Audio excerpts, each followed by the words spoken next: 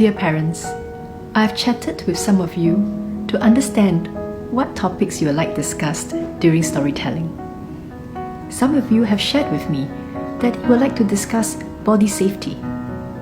As parents, we would like our children to be happy, positive, and innocent, but we also want to take care of them and teach them about potential dangers around them.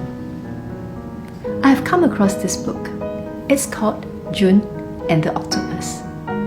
It's published by the Singapore Children's Society, written by Eckers and illustrated by Lim An Ling. I hope that this book would serve as a conversation starter with your children on the topic of body safety.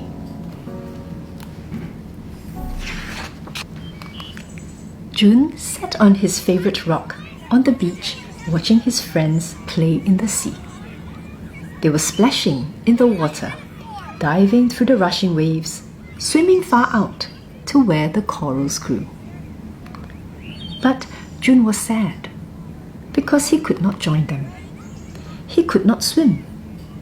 Pa and Ma had no time to teach him.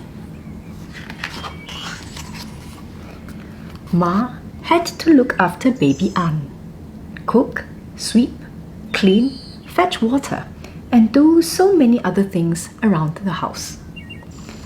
Pa worked in the town and came home only on some weekends. So it was good that Mok, an uncle from the neighbouring village, had come to help. He chopped wood, drew water from the well, harvested fruit from the trees, and carried the heavy loads. He was a great help to Pa and Ma. Jun was thinking about all these things when Mok came up silently and sat next to him. He put his arm around Jun and asked, "Why are you sad?"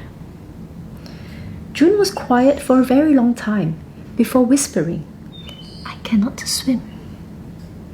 Then he added, "Will you teach me, please?" Mok's eyes sparkled as he laughed out loud. "Of course, I will teach you," he said. Mok began to teach Jun how to swim in the evenings after he had finished helping Ma with the chores. Mok would hold Jun's hands and drag him along as he fluttered his feet. Then, as Jun got braver, Mok held his tummy as he pulled his arms, pushing himself forward. Soon, Mok would stand with his legs wide apart for Jun to swim through. Jun was so happy that he could finally swim. He liked swimming with Mok, even though his friends wanted him to join them. Each time after they swam, Mok would make sure that Jun took a bath. They would bathe together, with Mok pouring the cold water from the well over their bodies. Mok liked to wipe Jun dry with a towel. Sometimes he would touch Jun's private body parts. Soon, it happened every time that they bathed together. Then it happened at other times when they were alone. Jun liked to swim with Mok, but he did not like the way Mok touched him. He did not want to swim or bathe with Mok again. "But you must practice to become a better swimmer," said Mok. "Besides, I am helping your Ma and Pa by teaching you how to swim," he said. Jun did not know what to do. He sat up all night thinking, "Mok is so helpful to Ma and Pa. What would we do without him? And I was the one who asked Mok to teach me how to swim. It's all my fault." Look at poor Jun. He can't sleep at night. Then the nightmares began. It was always the same one. Jun was diving among the corals. An octopus reached out, caught his leg, wrapped its arm around his body, and pulled him down into its cave. Then he saw it shoot out another arm to catch hold of someone else. It was his baby sister Anne. Jun would wake up with a start, covered with sweat, terrified. Jun knew that Pa and Ma would help him with his problem. So he got out of bed, went to their room, and told them all about what Mok had done. Pa and Ma listened carefully before asking him some questions. Jun was relieved that he could talk about what was worrying him.